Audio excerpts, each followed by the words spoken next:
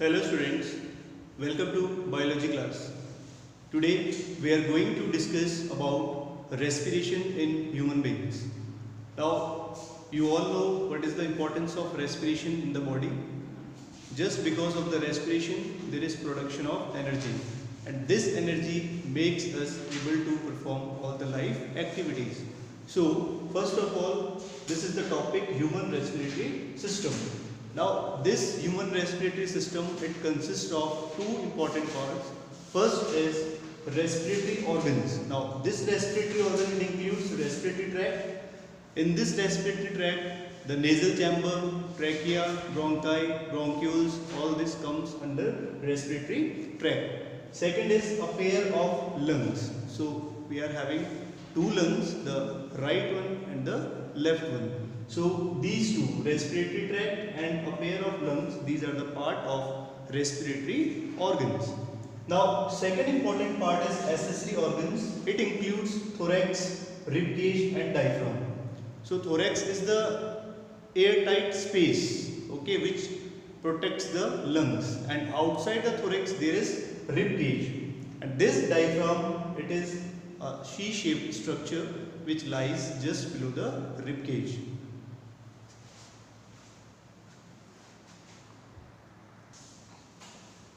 Yes beta, now you can see this is the diagram of human respiratory system. Now human respiratory system, as I told you, it consists of two major parts, that is the respiratory tract and the second is accessory organs.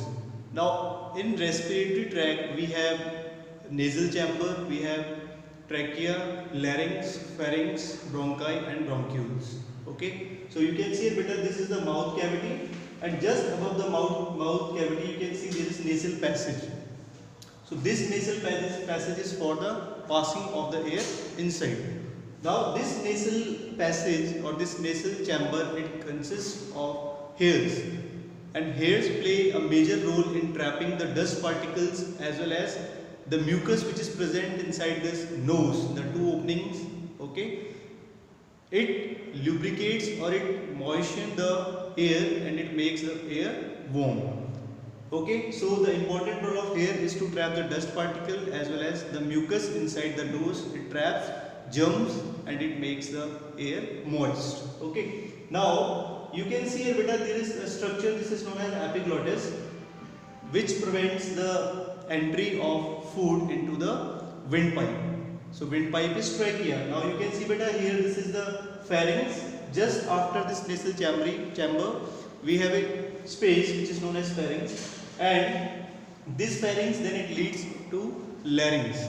Larynx is also known as voice box because it is having vocal cords. Now you can see beta, this is the trachea which is known as windpipe, and this trachea, it is supported by this C-shaped cartilages. These are the C-shaped cartilage which support the windpipe or the trachea. Now just in the middle of the left lung and the right lung, you can see this trachea or the windpipe, it divides into two branches and it enters into the respective lungs. Now these branches, these are known as bronchi. Okay, bronchi further it divides into small tubes which are known as bronchioles. You can see here, these are the small tubes which are known as bronchioles, and at the end of bronchioles you can see there are ball-like structures. These are the ball-like structures which are known as alveolar sac. Now these alveolar sac, these are the respiratory surfaces. The actual diffusion of the gases, it takes place in the alveolar sac. In this alveolar sac there is exchange of carbon dioxide and oxygen. Now you can see here we are having a pair of lungs, the left lung and the right lung. Okay, now you can see this right lung, it is having three lobes, 1, 2 and 3 parts, whereas it is having two lobes. So it is trilobe, it is bilobe. Okay, now this lung, it is a pinkish color organ in the body, and it is protected by a membrane which is known as pleural membrane. So this is the pleural membrane which protects the lungs. So lungs are protected by pleural membrane.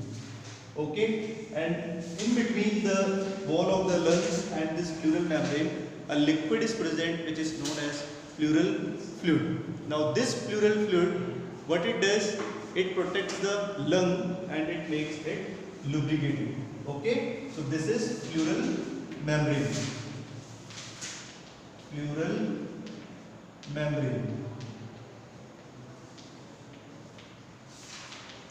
So approximately the lungs, it contains 300 million, okay, of alveolar sac, and these alveolar sac are the most important part of the lungs because the exchange of gases, it takes place in the alveolar sac.